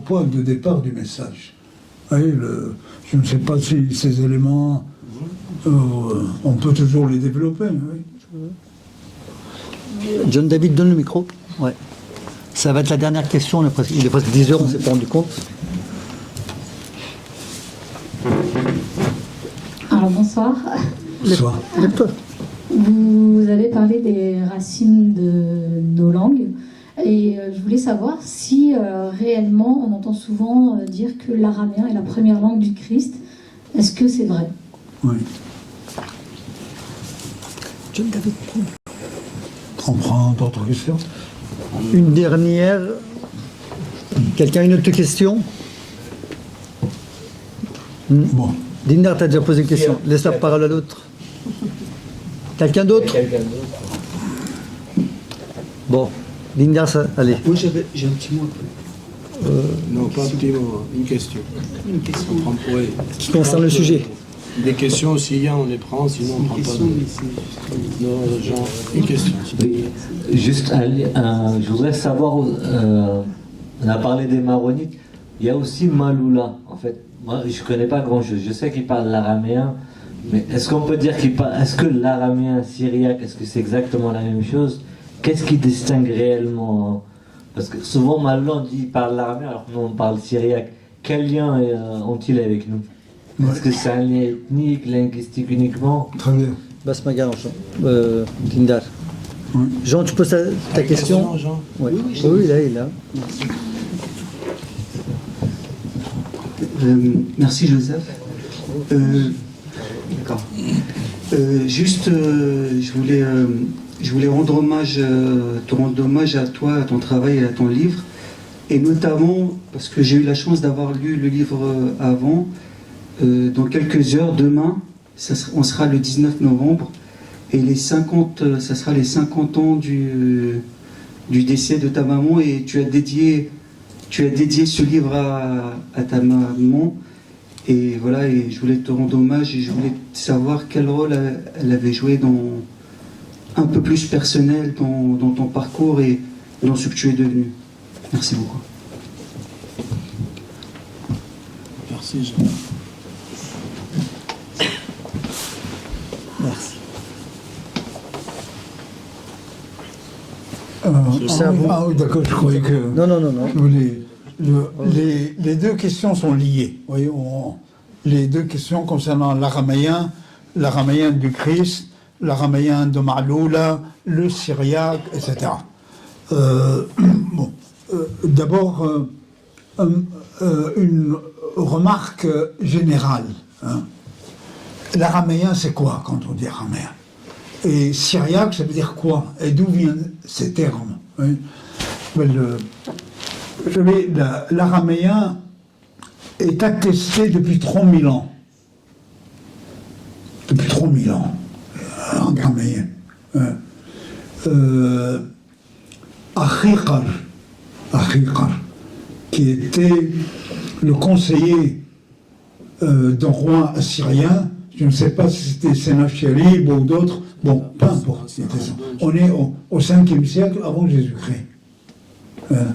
Achiqar, c'était un sage, Hakim, et il a écrit un livre de sagesse. Et il l'a écrit en araméen. Donc, ça atteste à l'évidence que la langue araméenne était utilisée, était parlée et était écrite déjà. L'araméen, progressivement, a été adopté par le Moyen-Orient, a été adopté comme langue. Derrière l'araméen, il y avait des royaumes araméens. Les Araméens n'ont jamais pu constituer un empire comme les Assyriens, comme les Babyloniens, comme les Hittites, etc. Jamais non plus. Ils avaient des royaumes. Et des royaumes. Vous lisez l'Ancien Testament. Lisez. Le roi David leur a fait la guerre parce qu'ils avaient un royaume à Damas. C'est dans la Bible. Donc c'est des royaumes. Mais l'avantage, c'est qu'ils avaient un alphabet. Alors que l'écriture dominante dans la région, c'était l'écriture cunéiforme, qui est très compliquée. Alors, ils avaient ça. D'où ils l'ont sorti? Alors là, on peut aussi faire des analyses. C'est lié au royaume d'Ougarit au Liban, en Syrie. Voyez, la ville Ourarit qui est sur la côte syrienne, et avec le cananéen, etc.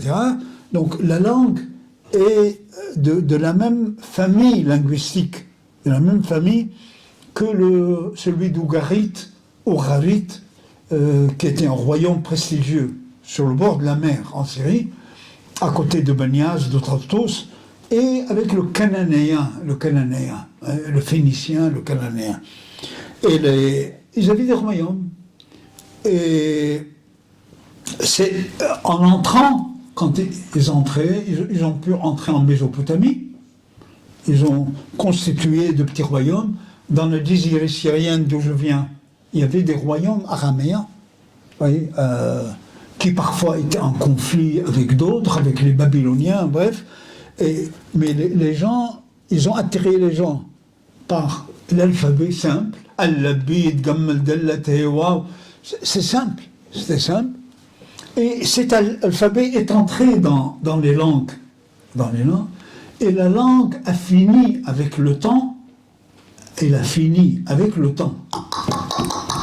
Dans l'évolution, elle a fini par être aussi contaminée par les langues de la région, par le babylonien, par l'assyrien, etc. Et elle a fini par dominer le Moyen-Orient. Et du coup, l'araméen est devenu à l'ancien Moyen-Orient ce que l'anglais est aujourd'hui aux relations internationales. Donner une image. Oui. Et l'Empire perse avait adopté l'araméen pour des raisons de praticité. Oui. Et cette langue, petit à petit, et en Palestine, et là je réponds directement à deuxième point, en Palestine. En Palestine, la langue dominante était l'araméen. Vous lisez l'Ancien Testament. À un moment donné, ils font la guerre, la Syrie a fait la guerre au royaume de Judée, de Juda et au royaume de Samarie. Oui, vous savez, ça a été là. Et à un moment donné, les conquérants assyriens arrivent à Jérusalem et il s'adresse à la population. Il disait « Parlez-nous en araméen, comme ça les gens ne comprendront pas. » Oui. Pardon. Et du coup, cet araméen, avec le temps, il s'est dialectisé. Comme toute langue. Il s'est dialectisé. Il y a eu l'araméen judéen, de la région de Judée. Il y a eu l'araméen samaritain. Et Jésus parlait le judéo-araméen. Parce que la langue était le judéen. Et le judéen, on est dans une langue hébraïque, hein, mais qui a beaucoup de points communs avec l'araméen, parce que le même fond sémitique. L'arabe, l'araméen et l'hébreu sont du même fond. On dit bête. On dit bêta. Hein, et on peut ainsi multiplier les exemples. Kanushta, Beknasha. Maintenant, on est Knish, on est ensemble. Et les Israéliens appellent leur ambassade Knesset, leur parlement Knesset. En arabe, on dit Kanisa, Knushia. Le signe devient Shin. Le signe devient Shin. Donc, c'est un exemple pour montrer le lien extrêmement fort entre l'arabe, l'araméen et l'araméen et l'hébreu.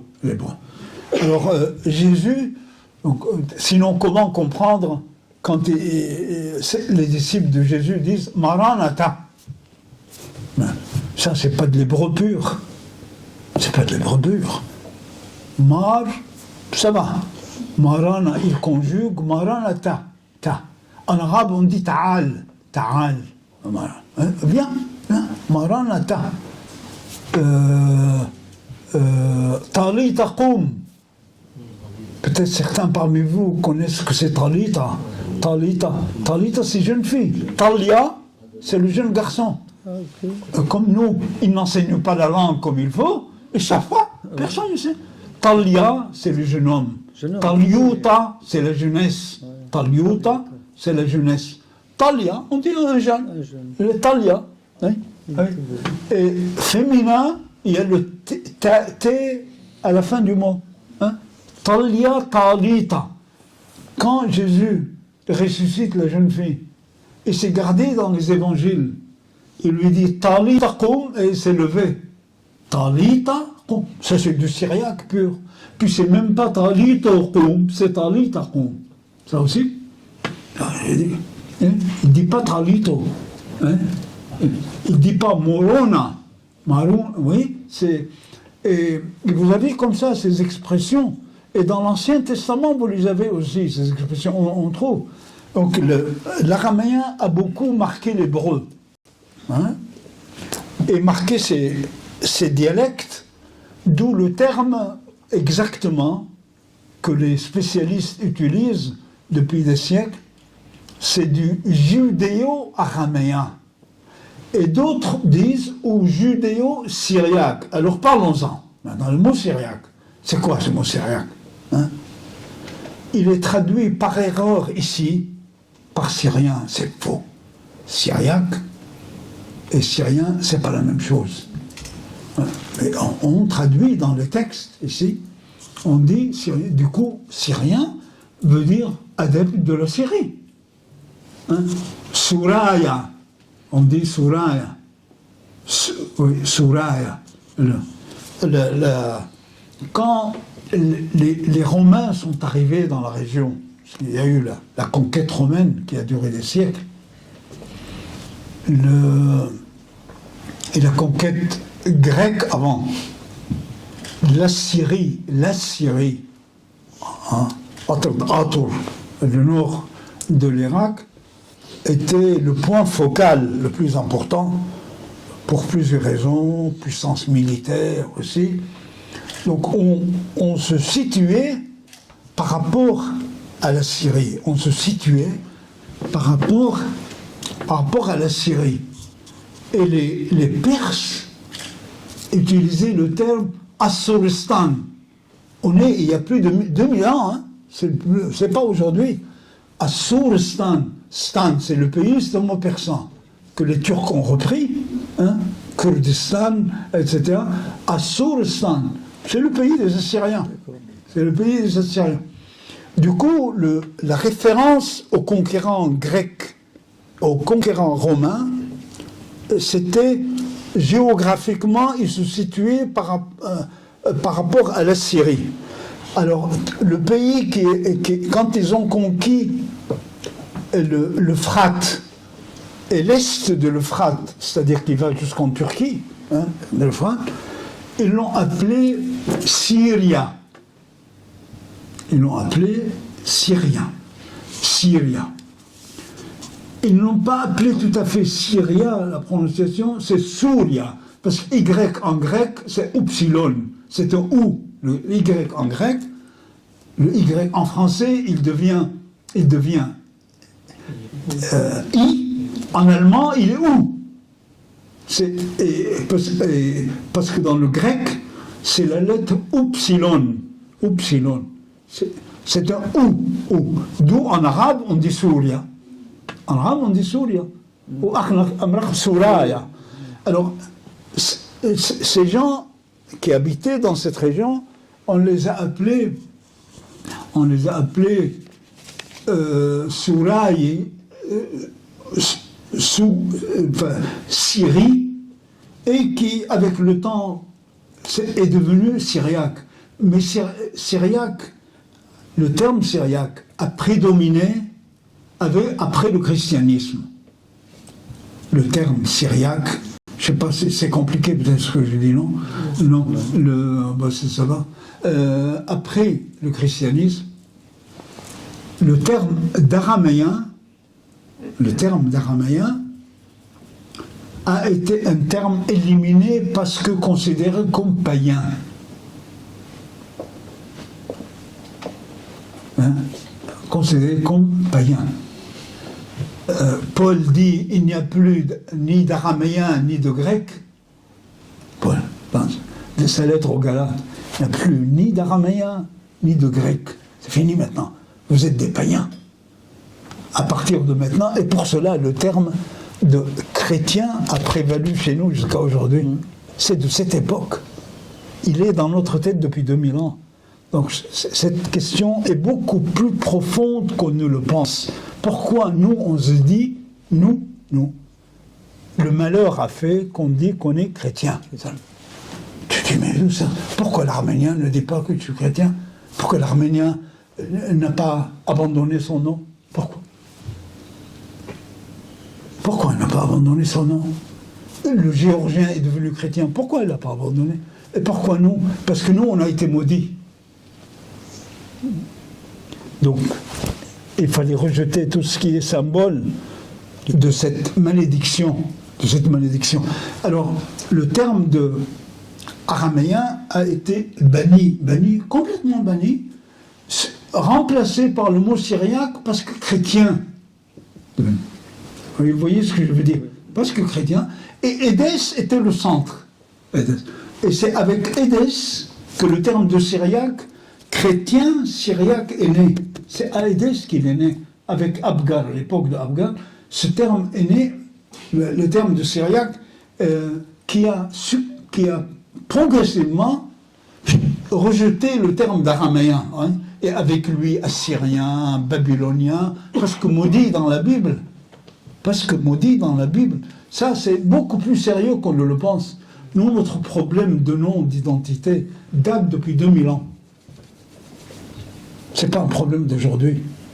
Ça, depuis demain, sauf pour les spécialistes, etc. Donc, parce que nous, on a été frappés de malédiction, ce qui n'est pas le cas. L'Arménien n'est pas cité dans la Bible. Il n'est pas cité dans la Bible. Nous, on est dans toutes les pages des Bibles. De l'Ancien Testament, on dit Babylone la prostituée. Hein? Babylone et sa civilisation devient la prostituée. Hein? Alors, syriaque est venu remplacer le terme d'araméen et qui fait que c'est le terme qui a prévalu, et le Christ, je résume, le Christ parlait le judéo, les preuves que j'ai données, et le judéo, certains disent judéo-araméen, d'autres disent, en lui donnant le même sens, judéo-syriaque, hein, le terme du judéo-syriaque. Alors c'est ce syriaque qui a été conservé à Ma'loula et à Saïdnaya, à côté d'elle. Saïdnaya. Mais pourquoi on parle tant de Ma'loula? Parce que le régime s'est servi pour le tourisme. Le régime s'est servi, le régime syrien, pas par amour pour le syriaque. Du coup, l'Européen aime bien tout ce qui est nouveau. Il aime bien. Oh, il parle le syrien. Ah oui, il parle le syrien. Allez voir le syrien qui parle. Du coup, ça faisait venir les touristes. Et les Européens aiment beaucoup ça. Aiment beaucoup ça. Vous lui dites, je parle syrien. Ah, c'est comme un Ma'loula. Je dis non, pas comme un Ma'loula. Ma'loula n'est rien du tout devant tout l'héritage qui. Mais ils savent pas. Ils ne savent pas. Hein. Du coup, ça tournait autour de Ma'loula. Tant mieux pour Ma'loula. Et tant mieux pour le syriaque. Hein. Du coup, c'est tous les livres de tourisme sur la Syrie, il y a des pages sur Ma'loula. Ma'loula. Et c'est ce syriaque-là, mais c'est le syriaque Marboyo. C'est le syriaque Marboyo. Parce que la Syrie parlait le Marboyo et le Liban. À l'intérieur, parlait le Maden Khaya, c'est-à-dire celui que nous parlons aujourd'hui. Voilà pour cette question. Hein.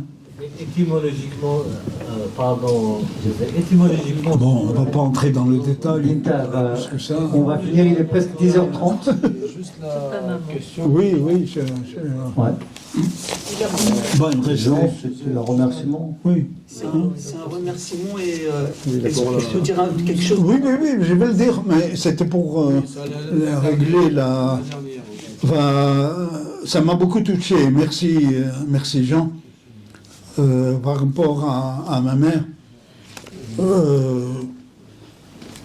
comme toutes les mères, aimait ses enfants. Hein, voilà.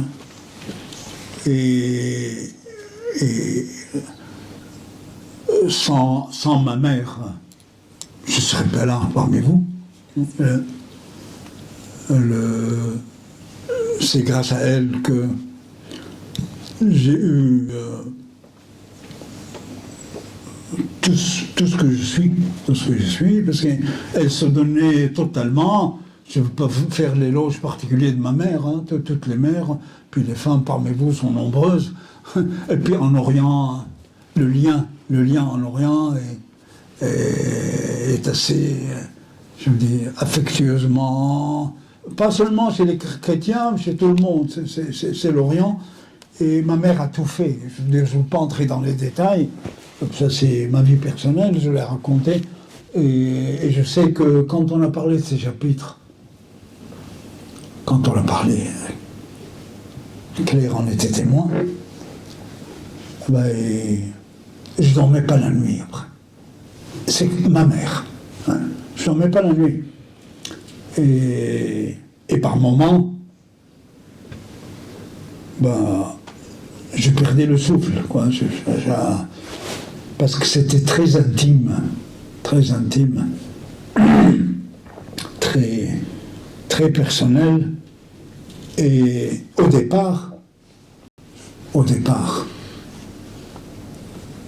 le titre du livre devait être Itinéraire d'un Syro-Chaldéen. Je vous dis tout. Hein. Il devait être Itinéraire d'un Syro-Chaldéen. Mais au fur et à mesure de la préparation du livre, je dis non, c'est pas moi, c'est pas moi, c'est pas moi à mettre en tête de ce livre, non.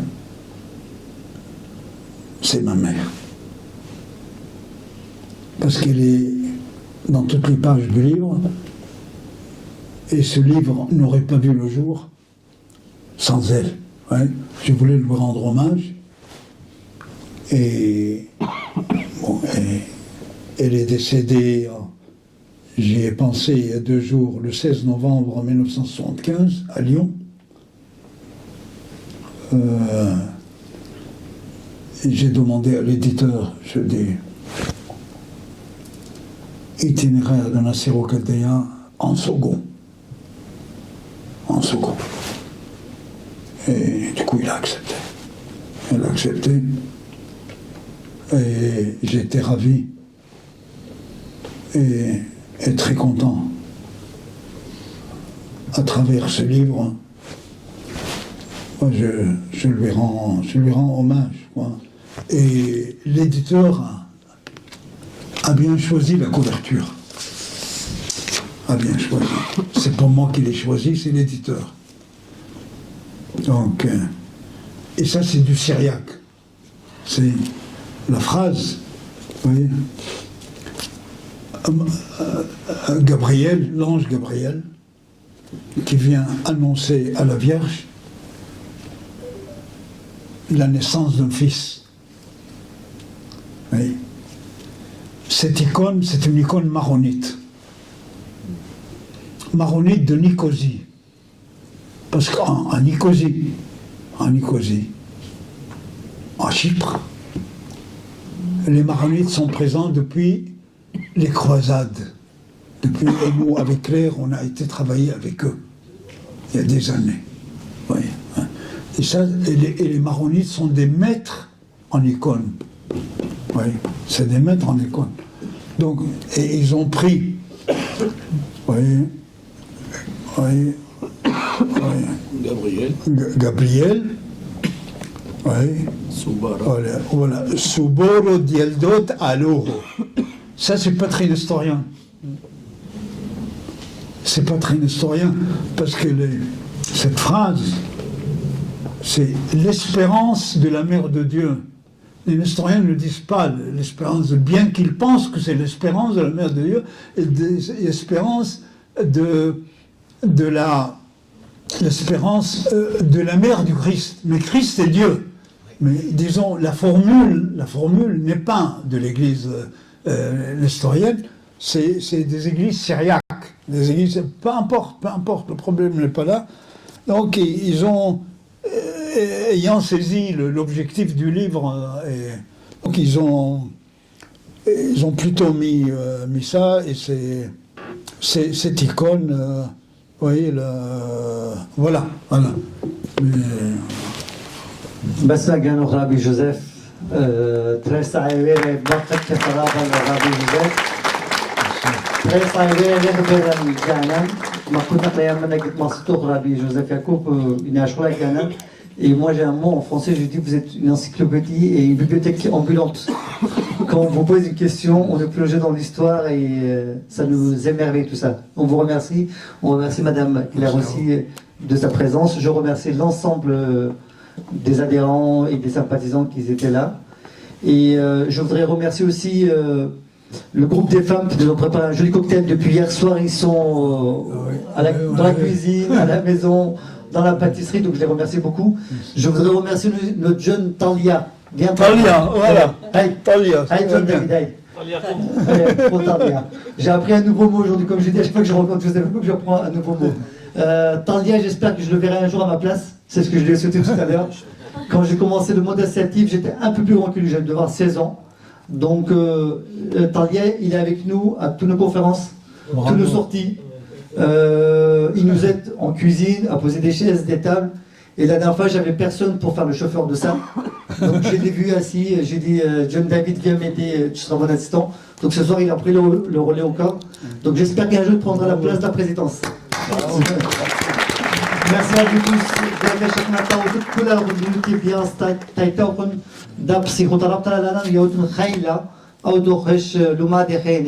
ورابي جوزيف او بين الطلبه يعمل لازم يسيش نخيني تايمن شولي اغني طلبوا من على اربيش نخيني خمشيش نخيني قدام ايه على ما يخلي خايو ميرسي بوكو فيش مشلامه